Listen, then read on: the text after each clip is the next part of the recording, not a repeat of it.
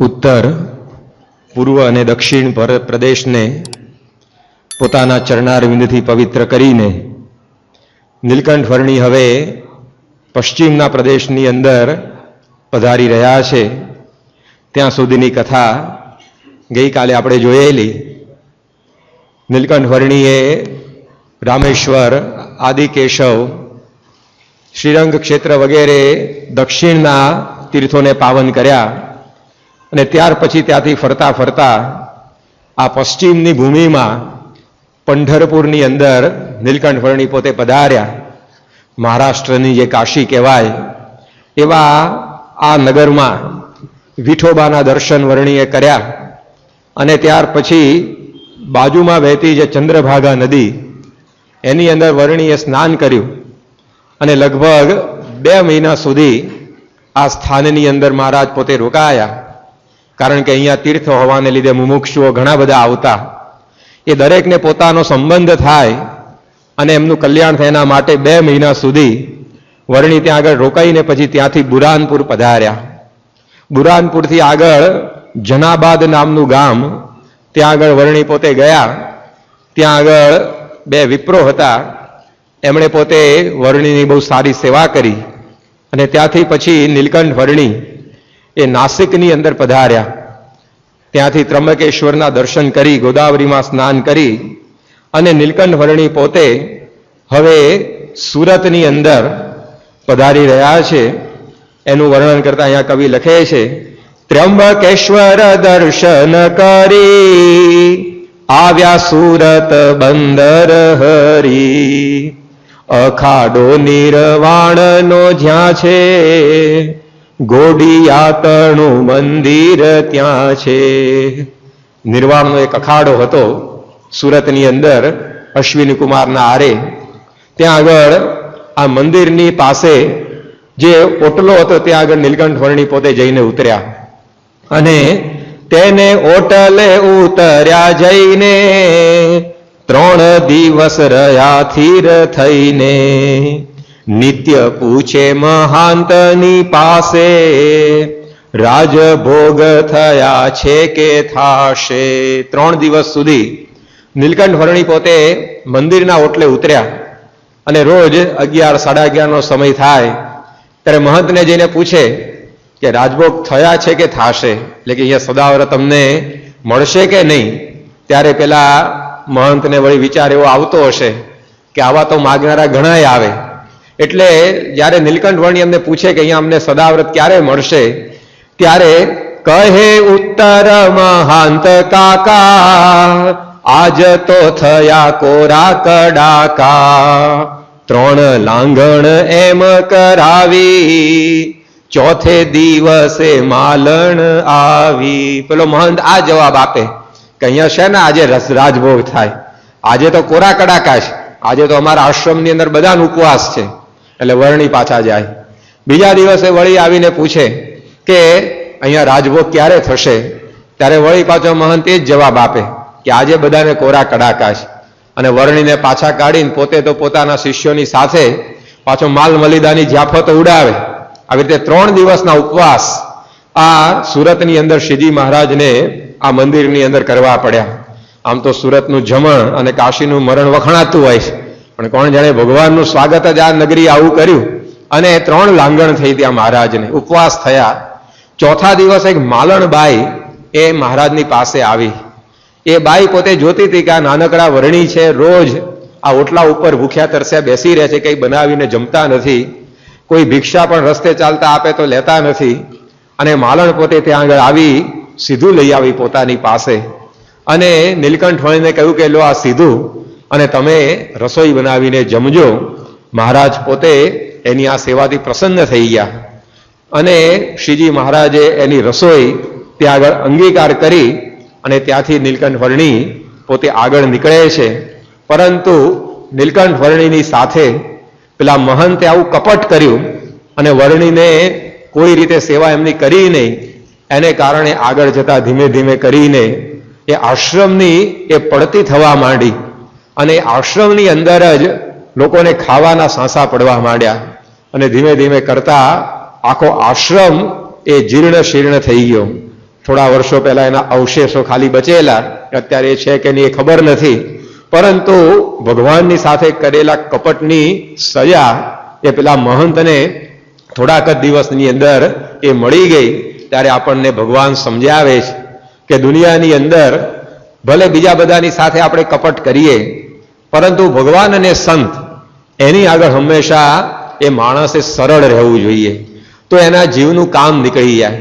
સ્વામી ઘણી વાર કહેતા હોય છે કે સાપ છે બધી જગ્યાએ વાંકો ચૂકો ચાલે, પણ પોતાનું દર આવે ત્યાં એ સીધો થઈ જાય. ત્યાં આગળ જો વાંકો ચૂકો થઈને દરમાં ઘૂસવા જાય તો શરીર છોલાઈ જાય, લોહી નીકળે અને કીડીઓ બધી એને તાણી જાય, એ મરી જાય. એમ આપણે આ ભગવાન અને સંતની આગળ હંમેશા એ પ્રકારની સરળતા રાખવી, તો પછી ભગવાન થોડાકની અંદર પણ આપણું બધું કામ કાઢી નાખતા હોય છે. અહીંયા બાવાએ પોતે મહારાજની સાથે જેવું કપટ કર્યું અને પોતે ચપટ થઈ ગયો. સ્વામી ઘણી વાર કહેતા હોય છે કે જે ભગવાનને સંતની સાથે કપટ રાખે એ પોતે ચપટ થઈ જાય, એ પોતાને જ નડતું હોય છે. એકવાર એક છોકરો હતો, જોડા સીવડાવવા મોચી પાસે ગયો અને મોચીની દુકાનમાં જઈને એણે જોયું તો 6 ની સાઈઝના 10 રૂપિયા હતા, 7 ની સાઈઝના જોડાના 12 રૂપિયા, 8 ની સાઈઝના 13 રૂપિયા, એમ વધતો ભાવ હતો જેમ જેમ જોડાની સાઈઝ વધતી જાય એમ. છોકરાને મોચીએ માપ લેવાની શરૂઆત કરી ત્યારે વિચાર આવ્યો કે હું જરા મારા પગ છે ને સંકોચી લઉં, એટલે મારો જોડો નાની સાઈઝનો બને, એટલે મારે પૈસા ઓછા આપવા પડે.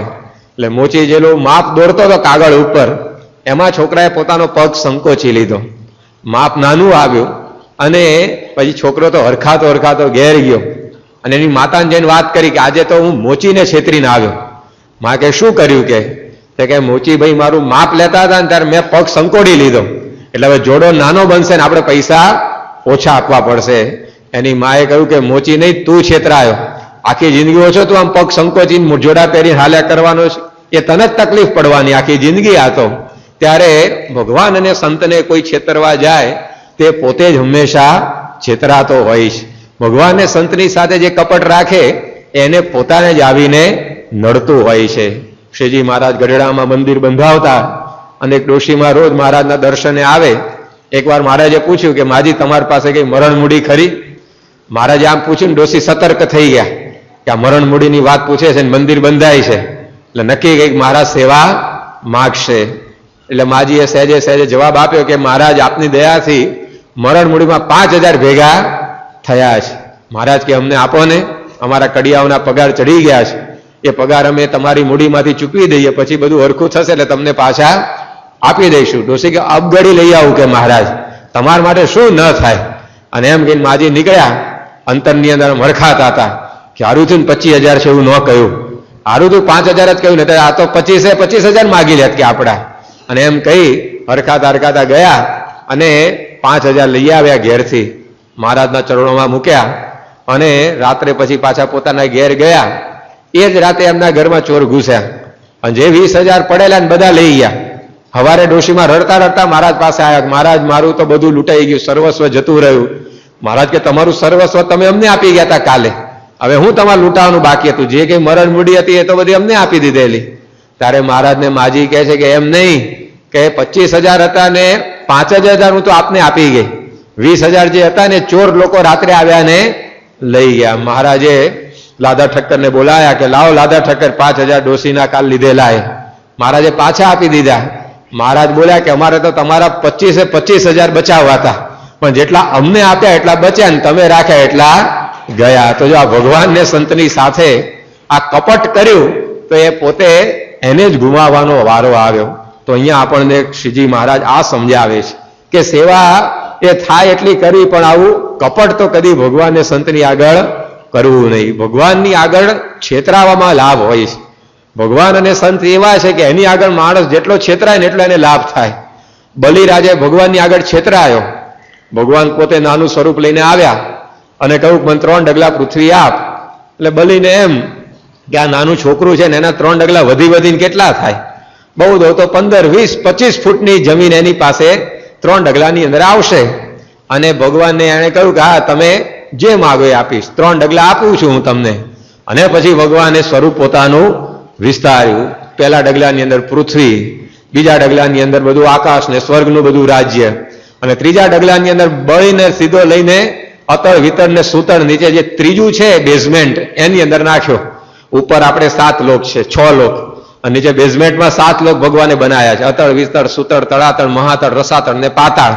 એમાં ત્રીજા બેઝમેન્ટની અંદર બળીને ખોસી નાખ્યો. હવે બળીને લાગ્યું નહીં હોય કે આ ભગવાન મન છેતરી ગયા, કારણ કે પેલા નાનું સ્વરૂપ લઈને આવ્યા પછી વિસ્તાર્યું. તો બલીએ કહી શક્યો હોત ને કે ભાઈ આવું ચીટિંગ ના કરો, અંચાઈ નહીં કરાય, તમે જેવું સ્વરૂપ ધારણ કર્યું તો એવા ડગલા ભરો, કે આવું મોટું વધારવાનું કોને કહ્યું તમને? પણ બલી રાજી થયો. બલીને થયું કે જે ભગવાનનો હાથ કાયમ અધ્ધર હોય, ભગવાન તો બધાને આપતા હોય છે ને, તો કે જે ભગવાનનો હાથ બધાની આગળ અધ્ધર હોય એ ભગવાનનો હાથ મારી આગળ આવી રીતે છે, આનાથી મારું મોટું ભાગ્ય બીજું કયું હોઈ શકે? અને છેતરાવાની અંદર પણ રાજી થયો અને ભગવાને એને નીચે નાખી દીધો. તો ભગવાનના પગ ચાટવા લાગ્યો કે ભગવાન મારો તો રાક્ષસનો દેહ, મારા વાળ બરછટ તમારા કોમળ ચરણારવિંદની અંદર ખૂંપી ગયા હશે. અને આવી ભક્તિથી ભગવાન રાજી થઈ ગયા. ભગવાનને થયું કે મેં આની સાથે કપટ કર્યું, તો એને તો એ ભાવ જ નથી કે ભગવાન મને છેતરી ગયા, ઉલટાનું એને મારા પ્રત્યે આવી ભક્તિ છે. બલીને ભગવાને કહ્યું કે બોલ, તારે શું જોઈએ છે? તારી ભક્તિથી હું રાજી થઈ ગયો છું. બલીએ માગ્યું કે ભગવાન મારે બીજું કાંઈ નથી જોઈતું, પણ તમે મને આવી રીતે અખંડ દર્શન આપતા મારા દરવાજે ઉભા રહો. ભગવાન તો વચનથી બંધાઈ ગયા એટલે ત્યાં જ રહ્યા. આ બધું લક્ષ્મીજીને વિમાસણ થઈ, હાથ પડી તો ધણી ઘેર આવ્યા નહીં. અને બધી જગ્યાએ ફોન કર્યા, જ્યાં જ્યાં ભગવાન જતા ત્યાં ભાઈ આવ્યા છે આ, પણ કે અહીંયા તો ભાઈ છે જ નહીં, કારણ કે નીચે જતા રહેતા બેઝમેન્ટમાં, કોને ખબર પડે? અને પછી ખબર પડી કે આ તો બલીની પાસે જ પહોંચી ગયા છે. હવે ત્યાંથી લાવવા કેમ ના? ભગવાન તો વચન આપી ચૂકેલા, અને જો જાય તો ભગવાન વચન ભંગ થાય. એટલે પછી લક્ષ્મીજીએ વિચાર્યું, એક રાખડી લઈને ગયા અને બલીને બાંધી કે ભાઈ તું મારો ભાઈ. બેન રાખડી બાંધે એટલે ભાઈએ કઈ ભેટ તો આપવી પડે ને. બલીએ પૂછ્યું કે બોલો, હું તમને શું ભેટ આપું? કે ભાઈ સાહેબ મારે કાંઈ જોઈતું નથી, મારો ધણી રાખી લીધો છે, તું પાછી આપી દે. અને એ રીતે ત્યાં આગળ જઈને વાત કરી ત્યારે બલી કે મેં નથી રાખ્યા, એમણે મને કહ્યું કે તું માગ એટલે મેં આવું કહ્યું છે. અને ભગવાન ત્યાં જઈ શકે એવા હતા ને લક્ષ્મીજી પાસે, અને વળી પાછા બલીના બંધનમાંથી છૂટાયું હતું ને, એટલે પછી વચલો માર્ગ કાઢ્યો કે 3-4 મહિનાના વારા પાડી દીધા. બ્રહ્મા 4 મહિના નીચે રહે, વિષ્ણુ 4 મહિના નીચે રહે, અને શિવજી 4 મહિના નીચે રહે. એમાં દેવકોઢી એકાદશી આવે, અષાઢ સુદ એકાદશી, એટલે ભગવાનને જવાનો વારો આવે છે નીચે. એટલે ભગવાન ત્યારે જાય છે પાતાળની અંદર. અને કાર્તક સુદ એકાદશી, દેવ ઉઠી એકાદશી, એ વખતે પોતે પાછા આવે છે. ચાતુર્માસની અંદર આપણે બધા વિશેષ વ્રત તપ બધું કરીએ છીએ એના માટે ભગવાન જલ્દી આવી જાય પાછા આપણી પાસે, નીચે રોકી ના રાખે બલી એમને. તો એના માટે ભક્તો બધા ચાતુર્માસમાં વિશેષ વ્રત તપ દંડવત પ્રદક્ષિણા બધું કરતા હોય છે. તો જો બલી ભગવાન આગળ છેતરાયો, અને છેતરાઈને લાભ ખાટી ગયો કે ખોટ ગઈ? એને લાભમાં આવી ગયો, ભગવાન મળી ગયા છેતરાયો એમાં. તો ભગવાન અને સંતની આગળ માણસ પોતે જેટલો છેતરાય ને એટલો એ પોતે લાભ મેળવતો હોય છે. તો એ વાત આ વર્ણી પોતે અહીંયા સમજાવે છે. ભગવાન અને સંતને જેટલું આપીએ ને એટલું વવાઈ જતું હોય છે. આજે તમે જુઓ તો કોઈ માણસ દુકાનમાંથી અનાજ ખરીદીને લાવતો હોય અને એના હાથમાંથી મુઠ્ઠી દાણા વેરાઈ જાય નીચે, તો આપણે શું કહીએ કે દાણા વેરાઈ ગયા, વવાઈ ગયા એવું નથી કહેતા. અને ખેડૂતના હાથમાંથી ખેતરમાં મુઠ્ઠી દાણા વેરાઈ જાય તો આપણે વેરાઈ ગયા એવું કહીએ, બગડી ગયા દાણા ખોટા થયા એવું કહીએ, શું કહીએ? વવાઈ ગયા. કારણ કે એ તો ઉગવાનું છે, એક દાણાથી 1000 દાણા થશે. તો ભગવાન અને સંતની આગળ જે આપીએ ને એ બધું વવાઈ જાય છે. એમાંથી આગળ જતા અનેક ગણું માણસને મળે છે. અને જગતના માર્ગે જેટલું કઈ માણસ કરે એ બધું વેરાઈ જતું હોય છે, એમાંથી કઈ ઉગતું નથી. ભગવાન ને સંતના માટે જે કર્યું ને ખીચડીમાં ઘી ઢોળવા જેવું છે, અને જગતના માટે જે કર્યું એ રાખમાં ઘી ઢોળવા જેવું છે. લોટમાં ને જમીન ઉપર ઘી ઢોળાયું હોય તો લોટ નાખીને લઈ લેવાય, રાખમાં ઘી ઢોળાય તો એ ગયું. તો એમ આ નીલકંઠ વર્ણી પોતે એમના આ ચરિત્રથી આપણને સમજાવે છે કે ભગવાન અને સંતની આગળ કદી આપણે કોઈ પણ પ્રકારનું કપટ ન રાખવું, તો પછી એની અંદર આપણને લાભ થાય. પણ અહીંયા મહંત તો ભગવાનને કે ઓળખી શક્યો નહીં, અને આવી પ્રકારે જાતે જાણે પોતાની પડતી એ વહોરી લીધી. અને ત્યાંથી પછી નીલકંઠ વર્ણી આગળ જાય છે અને તાપી નદીના કિનારે આવીને ઉભા રહ્યા. બે કાંઠે તાપી નદી પૂરપાટ વહેતી હતી, માણસોને નદી પાર કરવી હતી, પરંતુ પૂર એટલું બધું ધસમસતું કે બધા કિનારે ઉભા રહ્યા હતા. હોડીવાળા પોતે એક બાજુ ઉભા રહી ગયા હતા. અને એની અંદર નીલકંઠ વર્ણી પોતે ત્યાં નદીમાં પોતાના ચરણ એ બોળવા માંડ્યા. ત્યારે બધાએ અટકાવ્યા કે એ બ્રહ્મચારી, આ જોતા નથી આટલું પૂર જાય છે, પૂરપાઠ, અને તમે તો આ સુખ લકડી આયા છે, ક્યાં તણાઈ જશો ખબર નહીં પડે. ત્યારે નીલકંઠ વર્ણી કહે છે કે પણ મારે ઘણું કામ છે હજી બાકી, અને મારે રોકાવું પોસાય તેમ નથી. ત્યારે મહારાજને બધા લોકોએ વાર્યા કે થોડીક વાર ધીરજ ધરી જાઓ, આ તમારે જાનથી હાથ ધોઈ નાખવા પડશે. ત્યારે મહારાજે કહ્યું કે અમારે તો કોઈ પ્રકારની દેહમાં આસક્તિ નથી, તેમાં પડતા લોકે બહુ વાર્યા તો એ પાણી ઉપર પધાર્યા. બધાએ બહુ ના પાડી, પણ નીલકંઠ વર્ણી તો તાપી નદીમાં જ નીકળ્યા, અને જળ ઉપર રહે પદ્મ જેમ, ચાલ્યા નીર ઉપર હરી તેમ. જળ ઉપર જેમ કમળ રહે એવી રીતે નીલકંઠ વર્ણી પાણી ઉપર સડસડાટ કરતા એ ચાલવા માંડ્યા. લોક દેખીને વિસ્મિત થાય, પ્રભુ પાછળ તો ન જવાય. બધા વિસ્મિત પામી ગયા કે આ શું કહેવાય, પાણી ઉપર કે જમીન ઉપર ચાલતા એ રીતે ચાલીના વર્ણી જઈ રહ્યા છે. પણ એ બધા તો મોઢા વકાસીને જોયા સિવાય બીજું કઈ કરવાનું હતું નહીં, કારણ કે એ લોકો કઈ આવી રીતે ચાલીને પકડી શકે એવા તો હતા નહીં ભગવાનને. અને વર્ણી પોતે તાપી નદી ઉતરી, અને આગળ પછી એવી જ ગુજરાતની બીજી પવિત્ર નદી નર્મદાના તીરે આવીને ઉભા રહ્યા. ત્યાં આગળ ભરૂચની અંદર એક ટેકરી ઉપર નીલકંઠ વર્ણીએ પોતે વિસામો લીધો, અને ત્યાં આગળ 2 દિવસનો વિશ્રામ કરી પીપળી ગામની અંદર પધાર્યા. પીપળીથી એક ગુલાબસિંહ નામના ક્ષત્રિય એનું સીધું એ અંગીકાર કરીને નીલકંઠ વર્ણી આગળ ફરતા ફરતા શુક્લ તીર્થની અંદર ગયા, અને ત્યાંથી પછી અંબાળી નામનું એક ગામ, ત્યાં આગળ નીલકંઠ વર્ણી પોતે પધાર્યા. આ ગામની અંદર કોઈ એવું તીર્થ સ્થાન હતું નહીં, કોઈ એવું મંદિર હતું નહીં, છતાં પણ એક ભક્ત એ વર્ષોથી આ નીલકંઠ વર્ણીની વાટ જોઈ રહેલા, એને સુખ આપવા માટે એ નીલકંઠ વર્ણી પોતે ત્યાં આગળ પધાર્યા. કે ગયા ત્યાંથી પ્રભુજી અંબાળી, અનસુયા ભલી દેવી ભાળી. અંબાળીમાં મુમુક્ષુ છે એક, રાજબાઈ વિશેષ વિવેક. કે એક રાજુબાઈ નામના બાઈ હરિભક્ત એ વર્ષોથી આ ભગવાનની વાટ જોતા હતા, અને તેને દર્શન દેવાને કાજ ઘેર ચાલી ગયા મહારાજ. સામે ચાલીને નીલકંઠ વર્ણી એમના ત્યાં પધાર્યા. નીલકંઠ વર્ણી કોઈ દિવસ વસ્તીની અંદર જતા નહીં, અને આ વખતે સામે ચાલીને એમના ઘેર ગયા, અને નીલકંઠ વર્ણીએ આ રાજુબાઈની પાસે ત્યાં આગળ રસોઈ માગી. તાત્કાલિક તો રસોઈ હતી નહીં, એટલે પ્રભુને દૂધ પાયું સુપ્રીતે, કહ્યું પાઈશ રોજ આ રીતે.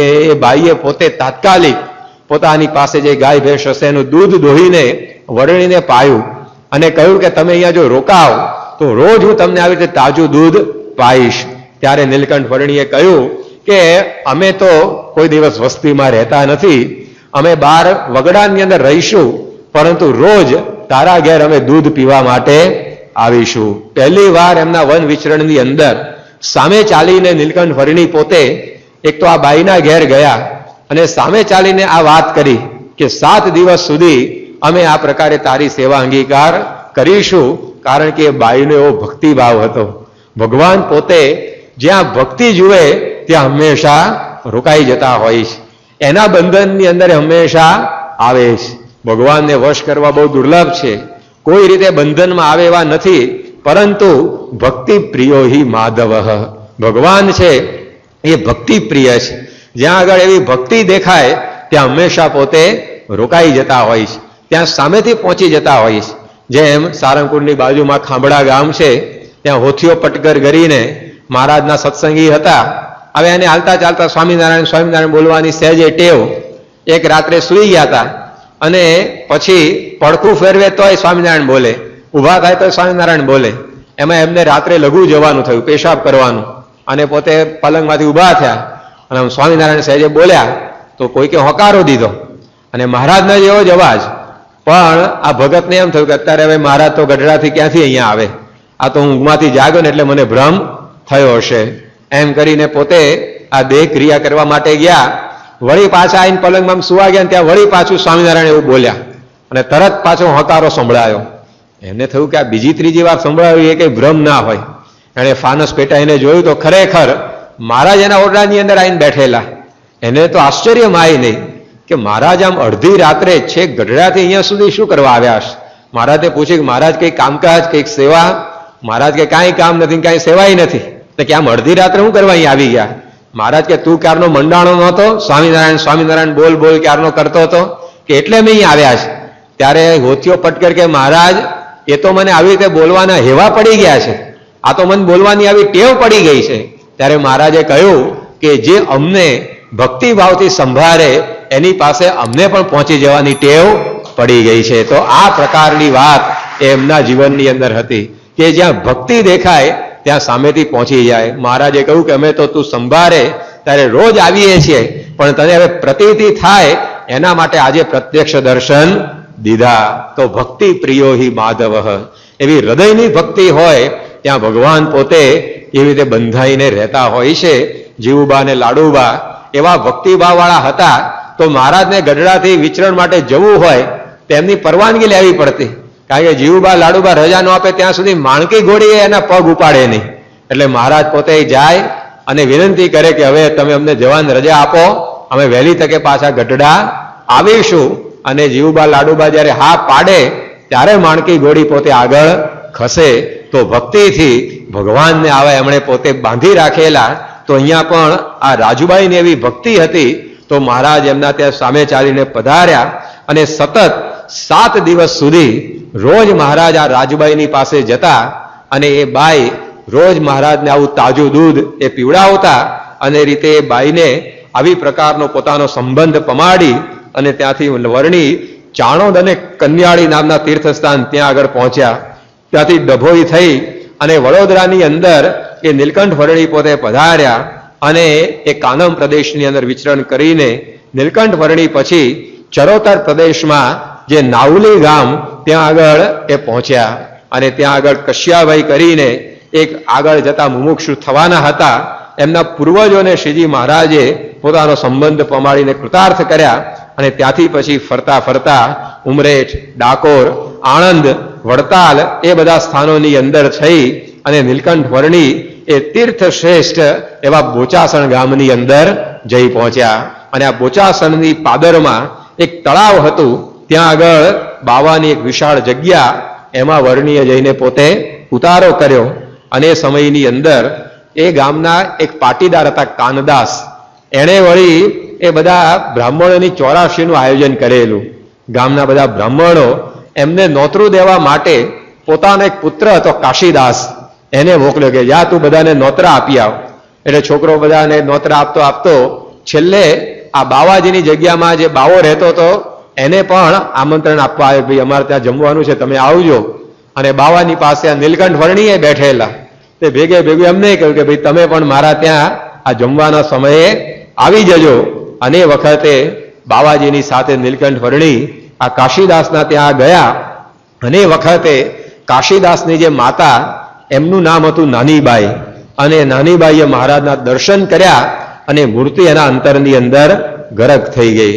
તેણે શ્રી હરિની છબી દીઠી, મંદડામાં લાગી બહુ મીઠી. મહારાજની મૂર્તિ એના મનની અંદર ભાવી ગઈ. એને થયું કે આ બહુ મોટા કોઈ મુક્ત આવ્યા છે. એટલે પંગતની અંદર વર્ણી બધા ભેગા બેઠેલા જમવા, બાઈ ત્યાંથી લઈ આવી અને પોતાના ઘરની ઓસરીમાં મહારાજને બેસાડ્યા કે તમે અહીંયા બેસો અને હું તમને અહીંયા જમાડીશ. અને મહારાજના માટે એ બાઈ પોતે 2 મોટા લાડુ એ બનાવીને આ લઈ આવી, મહારાજની આગળ પીરસ્યું. પરંતુ નીલકંઠને તો આવી પ્રકારની સ્વાદુ રસોઈ એ ખપતી નહોતી. એટલે મહારાજે એમાંથી 2 ગ્રાસ 2 કોળિયા લીધા. અને પછી કાશીદાસના જે કાકી હતા એ ગાય દોવા માટે બેઠેલા, ત્યાં આગળ નીલકંઠ વર્ણી પોતે જઈ પહોંચ્યા. અને ત્યાં જઈને ઉભા રહ્યા. એટલે કાશીદાસના માતાને થયું કે આ વર્ણીને દૂધ પીવાની ઈચ્છા લાગે છે. એટલે મહારાજની પાસે એ દૂધનો કટોરો ભરીને લાવ્યા અને મહારાજને દૂધ અને ભાત એનું ત્યાં આગળ ભોજન કરાવ્યું. જમીને મહારાજ એ પોતે પાછા પેલા બાવાજીની જગ્યાની અંદર પહોંચી ગયા. અને એ સમયની અંદર મહારાજ આ નાની બા પાસેથી નીકળ્યા, પરંતુ એમનું મન લેતા ગયા. નિર્મળ મન નાની બાઈનું, તેમાં શ્રી હરિ છબી સાક્ષાત, નિશ્ચળ થઈને ઠરી રહી જેમ પડે પટોળે ભાત. જેમ પટોળા ઉપર ભાત પડે એ ફાટે પણ ફીટે નહીં, એવી રીતે આ નાની બાના મન ઉપર આ નીલકંઠ વર્ણિની મૂર્તિ એ અંકાઈ ગઈ. રટના તો રહી આખી રાત, જાણે પ્રગટશે ક્યારે પ્રભાત. એને રાત આખી એ જ વિચાર આવ્યો કે ક્યારે સવાર પડે અને વળી પાછા વર્ણીને મારા ઘેર જમવા માટે બોલાવું. એ મૂર્તિ આખી રાત એ વિસરી શક્યા નહીં. ત્યારે મહારાજની મૂર્તિની અંદર પણ એ કેવી પ્રકારનું આકર્ષણ હશે એનો આપણને ખ્યાલ આવે. ઉપરથી તો મહારાજ એકદમ બહુ કૃશ કાયા જેવા દેખાતા, પરંતુ એવી દિવ્યતા એમનામાં હતી, એકવાર જુએ એ જિંદગીભર એમને ભૂલે નહીં. મહારાજ ત્યાં સુરેન્દ્રનગર આજુબાજુ વિચરણ એકવાર કરતા હતા અને બાજુમાં મેમકા ગામ છે, ત્યાંથી મહારાજ પધરાવણી કરતા કરતા એક ઘેરથી બીજે ઘેર, બીજે ઘેરથી ત્રીજે ઘેર જાય. એમાં એ ગામની અંદર ત્યાં ગજો ગઢવી નામનો એક ચારણ આવેલો. ધ્રાંગધ્રા સ્ટેટનો એ રાજકવિ હતો અને હેબતપુર એનું ગામ, અને ત્યાં કંઈક કામ પ્રસંગે મેમકા આવેલો. અને મહારાજની જે ચાલ એણે જોઈ કે ચૂપીલી સુંદર ચાલ છે, પોતે સહેજે ચાલ્યા જાય, બીજાને તો બહુ થઈ પડે, દોડે ત્યારે માંડ પુગાય. કે મહારાજ આમ એકદમ આમ ધીમા ધીમા ચાલતા એવું લાગે આપણને, પણ જ્યારે એની સાથે કોઈ ચાલવા માંડે ત્યારે દોડે ત્યારે માંડ પુગાય. ત્યારે હાથે ચાલનારાને દોડવું પડે ત્યારે માંડ માંડ કદમ મિલાવી શકે. આવી ચાલ જોઈ એને થયું કે આવી તો ભગવાન સિવાય બીજા કોઈની ચાલ હોય નહીં. અને એ મહારાજની ચાલ જોઈ અને રાજકવિનું પદ એને ફગાવી દીધું અને શ્રીજી મહારાજના પરમહંસ થઈ ગયા. મહારાજ એમને દીક્ષા આપીને પૂર્ણાનંદ સ્વામી એવું નામ પાડેલું. ત્યારે પ્રેમાનંદ સ્વામીએ લખ્યું કે ચલની મેં ચિત્ત ચોર લિયો, ભૂપતિ ભયે ભેખધારી. મોટા મોટા રાજા મહારાજાઓ એ મહારાજના આવા અંગો અંગની શોભા જોઈને એ રાજ સંપત્તિ ઠુકરાવીને સાધુ બની જતા. દિનમણી શર્મા ઉત્તર પ્રદેશના જ્યારે ગુજરાતની અંદર આવ્યા ત્યારે આજથી 200 વર્ષ પહેલા એમની પાસે 80,000 રૂપિયાની મિલકત હતી. પરંતુ ઊંઝા ગામની અંદર મહારાજના ખાલી દાંત એમણે જોયા અને 4 વેદના ભણેલા એ દિનમણી શર્માને થયું કે આવી દંત પંક્તિ એ ભગવાન સિવાય બીજામાં સંભવે નહીં. એ દિનમણા શર્માએ પોતે આ સંસારના કપડા ઉતારી ભગવા ઓઢી લીધા અને બની ગયા નિત્યાનંદ સ્વામી. તો મહારાજના દાંત જોઈને સાધુ થઈ ગયા હતા. તો આવી પ્રકારની એ મહારાજની એ શોભા હતી. દલપતરામ ગુજરાતી સાહિત્યનો આદિ કવિ કહેવાય અને જેણે હરિલીલામૃત આપણને લખીને ભેટ આપ્યું. એ દલપતરામ જ્યારે 8 વર્ષના હતા ત્યારે એમના મામાની સાથે ત્યાં ગઢડા બ્રાહ્મણોની 84 જમવા ગયેલા. આમ તો નાનું છોકરું એટલે બાપ બહુ લઈ જતા નહીં, પરંતુ જેને 84 આમંત્રણ આપેલું એણે કહેલું કે જે કોઈ આવશે એને 1-1 રૂપિયા દક્ષિણાની અંદર પણ આપવામાં આવશે. એટલે છોકરાને ભેગો લીધેલો. બાકી છોકરાને વેંઢારવો ગમે નહીં કે આટલી લાંબી ખેપમાં ક્યાં ટાબરિયાને લઈ જવો, પણ 1 રૂપિયાની લાલચે લઈ ગયા હતા. અને એ વખતે જમી લીધા પછી જયારે નીકળવાનો સમય થયો ત્યારે ખબર પડી કે ભાઈ સ્વામિનારાયણ પણ પોતે આ ગઢડાની અંદર એ બિરાજે છે. લોકો ભગવાન એમને કહે છે કે હાલો ને આપણે દર્શન કરી આવીએ.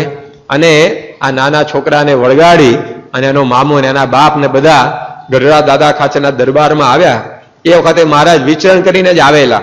માણકી ઘોડી ઉપરથી ઉતર્યા અને અક્ષરઓડીના પગથિયા ચડતા હતા અને શ્રીજી મહારાજે ભગુજીને કહ્યું કે આ ઘોડીને જરા પાવરો ચડાવી દેજો. પાવરો એટલે પેલું ઘાસ નીરવાનું આવે એને પાવરો કે, અને ઘોડાને જે પેલું તોબરા જેવું ચઢાવે એને પાવરો કે. એટલે ભગુજીને આટલી ભલામણ મહારાજે કરી અને મહારાજ આમ સડસડાટ કરતા ઉપર અક્ષરઓડીમાં પહોંચી ગયા. આટલું દર્શન ખાલી 5-7 સેકન્ડનું એ દૂર ઉભેલા પેલા 8 વર્ષના છોકરા દલપતરામને મહારાજનું થયેલું. અને સંધ્યાના સમયની અંદર કોઈ એવું અજવાળું પણ હતું નહીં, પણ દલપતરામ 80 વર્ષની એમની અંત અવસ્થાએ પણ વાત કરતા કે ભગુજીને મહારાજ કહેતા હતા કે ભગુજી ઘોડીને પાવરો ચડાવી દેજો. અને એમનો જે લંબાયેલો હાથ અને એમની એ મૂર્તિ એ આજે પણ મને એવી ને એવી તાદરુશ છે. જાણે આમ 1 સેકન્ડ પહેલા જે મહારાજ કહેતા હોય કે ભગુજી ઘોડીને પાવરો ચડાવી દેજો, એવું એ દર્શન મારા મનમાં ચોંટી ગયું છે. હું એ મૂર્તિને ભૂલી શક્યો નથી. તો કેવી એ કામણગારી મૂર્તિ હશે. એ છોકરાને કઈ એવું હતું ને કે આ મૂર્તિ અંતરમાં ધારી લેવી છે, અથવા તો આમ ટગર ટગર 1 ટસમ કલાક સુધી દર્શન કર્યા હોય એવું નહોતું, અથવા તો આમ 10-15 હેલોજન મૂકીને બરાબર આ મૂર્તિને દર્શન કર્યા એવું નહોતું. સંધ્યાનું આછું અજવાળું, 8 વર્ષની ચંચળ અવસ્થા, મન કેટલું ચંચળ હોય બાળકનું તો બધું ભૂલી જાય. પણ આ મૂર્તિની અંદર એવું આકર્ષણ હતું કે 8 વર્ષની ઉંમરે થયેલું દર્શન 80 વર્ષે પણ લોકો ભૂલી શકતા નહોતા તો આ જે નાની બાઈ એને પણ એ પ્રકારે બરાબર આ વર્ણિની મોહિની લાગી ગઈ અને સવાર પડ્યું અને એને આ દીકરા કાશીદાસને કહ્યું કે જા બેટા, કાલે તું જે વર્ણિને લઈ આવેલો એને પાછા આપણા ઘેર તું લઈ આવ. અને છોકરો જ્યારે લેવા માટે જાય છે ત્યારે વર્ણિ તો ત્યાંથી નીકળી ગયેલા. સવારે એ બાવાજીના મંદિરની અંદર જે મૂર્તિઓ પધરાવેલી એની આરતી કરીને વર્ણિ તો ત્યાંથી ચાલ્યા ગયેલા. અને એ સમયની અંદર કાશીદાસ પોતે પાછો આવ્યો અને એને જ્યારે આ ખબર આપી પોતાની માતાને કે વર્ણિ તો નીકળી ગયા છે અને સાંભળ્યું, અને નાની બાઈને નવરહી ધીર ગયા તેહ તળાવ ને તીર. એણે પણ સાંભળી એવી વાત ગયા જોગી ઉઠીને પ્રભાત. જ્યાં જ્યાં હરિએ ભરેલા છે ડગલા પડ્યા પાતળી રેતીમાં પગલા. 16 ચિહ્ન દીઠા સુખકારી તેથી જાણ્યા દેવ મુરારી. કે બાઈ પોતે ખાતરી કરવા માટે જાતે મંદિરે ગઈ. એને એમ કે છોકરાને કઈ ખબર પડી નહીં હોય, ક્યાંક આજુબાજુ વર્ણિ બેઠા હશે, લાવ હું જઈને તપાસ કરી આવું. પણ એણે પણ જોયું તો વર્ણિ તો પોતે ત્યાં આગળ હતા નહીં. અને એ બાઈ પોતે ચોધાર આંસુએ રડવા માંડી. અને જે બાજુ બાબાએ કહ્યું હતું કે આ બાજુ એ વર્ણિ ગયા છે એ બાજુ પોતે શોધવા માટે નીકળી અને થોડેક આગળ ગઈ ત્યાં પાતળી રેતીની અંદર વર્ણિના પગલા પડેલા જોયા. અને પગલે પગલે 16 ચિહ્નોની છાપ એ વર્ણિની જોઈ. અને બાઈ પોતે જેટલું રુદન કરતી હતી એના કરતા વધારે રડવા માંડી. કારણ કે બાઈને થયું કે આ તો સાક્ષાત એ ભગવાન પોતે મારી પાસેથી આવીને ચાલ્યા ગયા. 16 ચિહ્નોની છાપ એ ભગવાનના ચરણ સિવાય તો બીજે હોતી નથી. અને બાઈ પોતે અતિશય ઉદાસ થઈ ગયા. એને થયું કે આ મહામૂળું રતન ગુમાવ્યું. હાથમાં આવેલી વસ્તુ જતી રહે ને એનું માણસને વધારે દુઃખ હોય છે. ન મળી હોય એનું તો દુઃખ હોય, પણ એકવાર મળે ને પછી ટળે તો એનું દુઃખ વધારે લાગે. આપણે આમ સ્ટેશને ગયા હોય અને ટ્રેન ઉપડી જાય તો દુઃખ તો થાય, પણ હાથમાં ટિકિટ ઉપડી જાય તો એનું દુઃખ વધારે થાય. એટલે ટિકિટ લેવાની બાકી હોય ટ્રેન જતી રહે તો આમ થોડોક ધક્કો લાગે, કારણ કે મળી ગયો તો સારું થાત, મળી ગયો તો સારું થાય. પણ હાથમાં ટિકિટ હોય અને ટ્રેન નજર સામે જ પસાર થઈ જાય તો એનું દુઃખ વધી જાય, કારણ હાથમાં હતું ને જતું રહ્યું. આ તો એવી રીતે આ નાની બાઈને પણ થયું કે આ ભગવાન ઘેર આવીને ચાલ્યા ગયા. અને ત્યાંને ત્યાં એ નીલકંઠના પગલાની આગળ એ પોતે બેસીને રડવા માંડ્યા. પોતાનું મસ્તક એ વર્ણિની પગલીઓને અડાડતા જાય અને ત્યાં આગળ એ રડતા જાય. અને એ વખતે આકાશવાણી ત્યાં આગળ થઈ. અને આકાશવાણીની અંદર એ નીલકંઠ વર્ણિનો અવાજ અમને સંભળાયો. અને ત્યાં આગળ વાત કરી મહારાજે કે તમે ચિંતા કરશો નહીં, તમારું ગામ તો એવું પવિત્ર છે કે આ ગામની અંદર અમે અમારા ઉત્તમ ભક્તની સાથે કાયમ માટે બિરાજીશું. અને એ પ્રકારે વરદાન આપીને ત્યાંથી મહારાજ પોતે નીકળી ગયા. અને મહારાજનું જે વરદાન એ વર્ષો પછી શાસ્ત્રીજી મહારાજે સાર્થક કર્યું કે જ્યારે ઉત્તમ ભક્ત ગુણાતીતની સાથે મહારાજને એમણે પોતે બેસાડી દીધા. તો આ વર્ણિના જે સંકલ્પો હતા એ બધા વર્ણિએ પોતે આ સંત સ્વરૂપે આગળ જતા પૂરા કર્યા. તો આવી પ્રકારે મહારાજે બોચાસણમાં કાયમ બેસી જવાની વાત વર્ષો પહેલા એ આ નાની બાઈને સંભળાવેલી. અને એ વખતે વર્ણિ બોચાસણમાં જ્યારે રોકાયા ત્યારે પેલા બાવાજીના મંદિરમાં જે મૂર્તિઓ હતી રામ લક્ષ્મણની એની આરતી ઉતારેલી એ મૂર્તિઓ શાસ્ત્રીજી મહારાજ પોતે એ બાવાજીની જગ્યામાં જે કંઈ પછી આગળ વેલો આવતો હશે એમની પાસેથી આપણા બોચાસણ મંદિરમાં લઈ આવ્યા છે. અને જે વચ્ચે અક્ષર ને પુરુષોત્તમ મહારાજ પધરાવ્યા છે એની આજુબાજુ બે આચાર્યની મૂર્તિઓ ઈચ્છારામ ને રઘુવીરજી એ બંનેની પણ મૂર્તિ નાની નાની પધરાવવામાં આવેલી છે. એ મૂર્તિની આરતી એ નીલકંઠ વર્ણિ રૂપે જ્યારે મહારાજ ફરતા ત્યારે એમણે ઉતારેલી. તે પ્રસાદીની મહારાજની વસ્તુ મૂર્તિ એને પણ શાસ્ત્રીજી મહારાજે બોચાસણમાં પધરાવી. અને ત્યાર પછી હવે અહીંયા વર્ણિ એ આગળ ફરતા ફરતા એ બુધેજ નામના એક ગામની અંદર પધાર્યા. અને બુધેજની અંદર ખોડાભાઈ રાઠોડનો દરબાર, ત્યાં આગળ મહારાજ પોતે પહોંચ્યા ત્યારે દરબાર પોતે બેઠા બેઠા નામું લખતા હતા. ત્યાં જઈને મહારાજે આલેખ લગાવી નારાયણ હરે સચ્ચિદાનંદ પ્રભુ કે અમને સદાવ્રત કંઈક આપો. ત્યારે પેલા તો લખવાની અંદર એવા મશગુલ હતા, એણે કહ્યું કે ત્યાં સામે ઘેર જાઓ, ત્યાં મારી દાસી હશે, એ તમને બધું સીધું સામાન આપશે. અને મહારાજ પોતે ત્યાં આગળ જઈને ફરીવાર નારાયણ હરે એવી આલેખ લગાવે છે. અને જ્યારે મહારાજે આવી રીતે અનાજ માગ્યું ત્યારે પેલી દાસી શું કહે છે? જાચ્યું અન્ન તહા અવિનાશી, ત્યારે બોલી ત્યાં રળિયાત દાસી, હું છું કામમાં ધીરજ ધરો, હમણાં અહીંયા ફેરા ફરો. પેલી દાસી કે ઉભા રહો, હું અત્યારે કામમાં રોકાયેલું છું, નવરી નથી. તમે અહીંયા ઓસરીની અંદર આટા મારો, હું જ્યારે નવરી થઈશ ને ત્યારે તમને સીધું આપવા માટે આવીશ. 7 ફેરા ફર્યા ત્યારે હરી, એમ ઓસરી પાવન કરી, કડું લોઢાનું લટકતું ભાળી, જાલી ઉભા રહ્યા વન માળી. 7 આંટા મહારાજે એ ઓસરીની અંદર લગાવ્યા અને કડું હતું એને પકડીને પછી વરણી પોતે ઉભા રહ્યા. ત્યારે દાસીએ દીધી જુવાર, નવ જાણ્યા જગ કરતાર. જુવારનું ધાન પેલી દાસી લઈને આવી. હવે આ ભગવાન પોતે પધારેલા અને એને આવું જુવાર જેવું સાવ સામાન્ય ધાન એ પેલી દાસી પોતે આપવા માંડી. ત્યારે કહે કૃષ્ણ અમે આ શું કરીએ, સીધું આપો રસોઈ આદરીએ. મહારાજ કહે છે કે આ ભાઈ આ જુવારનું હું શું કરું, તમે કંઈક સીધું આપો તો હું આ પ્રકારે રસોઈનો આરંભ કરીને જમી શકું. ત્યારે દાસી તે લાગી કહેવા, ઘણા આવે જોગી તમ જેવા, સીધા સૌને પૂરા કેમ થાય, અપાતું હોય એ જ અપાય. પેલી દાસી કે તમારી જાત કેટલા અહીંયા હાલે આવે છે, બધાને અમે જો સીધા આપવા રહીએ તો ક્યાં પછી અમે નવરા થઈએ, માટે જે અપાતું હોય ને એ જ અપાય. ત્યારે નીલકંઠ વર્ણી પોતે કહે છે, કહે કૃષ્ણ છે જોગી અનેક, અમ જેવા છીએ અમે એક.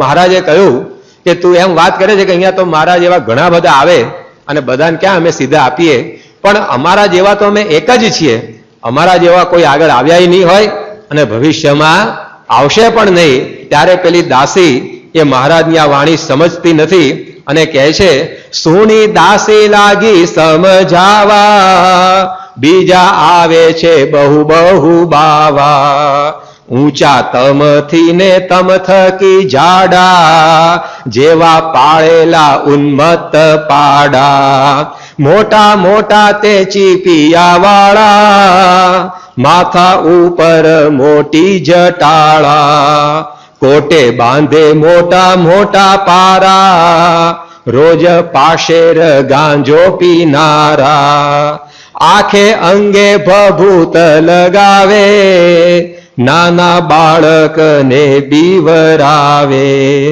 એવો વેશ દિશે વિકરાળ, મોટા ટીલા કરેલા કપાળ.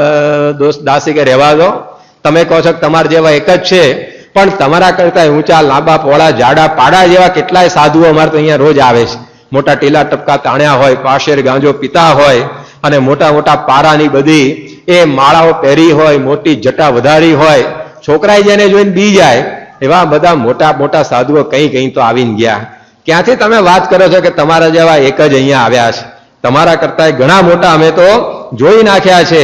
જોગી આવે છે અવધૂત એવા, તમે જોગી નથી એહ જેવા. દાસી કે તમારે એમ કે એવું કહી છે, તમે કઈ ભભૂત લગાવી નથી, તમે કઈ મોટા પારાની માળા પહેરી નથી, તમે કઈ એવી મોટી જટા વધારી નથી, તમારા જોડે ગાંજો ભાંગ ચલમ કઈ દેખાતું નથી અને કહેવા માંડે કે મારા જેવા કોઈ નહીં આવે, તમારા જેવા તો ઘણા અમે જોઈ નાખ્યા. ત્યારે આ દાસી પોતે ખરેખર એવી બુદ્ધિનું દેવાળું ફૂકેલી હશે, ભગવાનને પોતે ઓળખતી નથી. મહારાજે ઓળખાણ આપી કે અમ જેવા તો અમે એક જ છીએ, પણ દાસી પોતે ઓળખી શકી નહીં.